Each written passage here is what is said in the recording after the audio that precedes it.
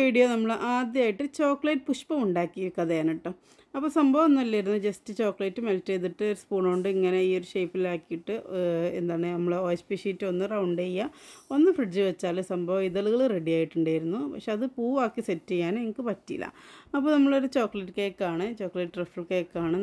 ഞാൻ മാത്രമാണ് തോന്നുന്നു ചോക്ലേറ്റ് ട്രഫിളിന് നട്ട്സൊക്കെ ഇടുന്നത് കേട്ടോ.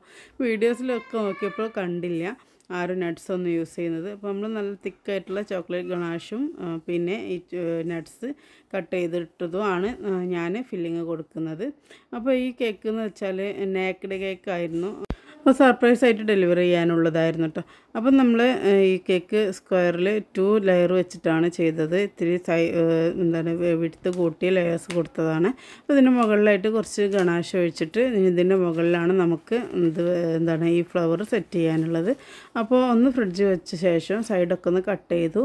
അപ്പോൾ അതൊരു അത്രക്കട് ഫിനിഷിങ് ആയിട്ട് എനിക്കും തോന്നില്ല കേട്ടോ. അപ്പോൾ നമുക്ക് ഇനി ഫ്ലവർ നെക്സ്റ്റ് വഴി എന്താണ് ഫിറ്റ് ചെയ്യാമെന്ന് നോക്കിയപ്പോൾ ഞാൻ ക്രീമിൽ ഫിറ്റ് ചെയ്യാമെന്ന് കരുതി. കുറച്ച് ക്രീം ഇട്ട ശേഷം ഈ ഫ്ലവർ പോലെ അത് വെച്ച് കൊടുത്തു.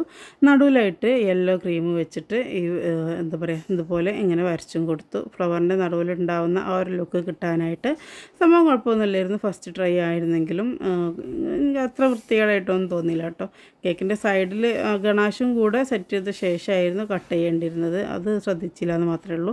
അപ്പോൾ ഇതായിരുന്നു നമ്മുടെ കേക്കിൻ്റെ ഫൈനൽ ലുക്ക്. അങ്ങനെ മെസ്സേജൊക്കെ എഴുതി കേക്കുമായിട്ട് പോകുമ്പോഴാണ് ബിൻസി എന്നല്ല ബെൻസി എന്നാണ് എഴുതേണ്ടത് എന്ന് പറഞ്ഞത്. അപ്പോൾ ഇവിടെ നമ്മളൊരു ചോക്ലേറ്റിൻ്റെ പീസ് വെച്ചിട്ടാണ് ഈ മെസ്സേജ് എഴുതിയിരുന്നത്, അതുകൊണ്ട് തന്നെ അത് മാറ്റാനായിട്ട് പറ്റുന്ന കഴിഞ്ഞു.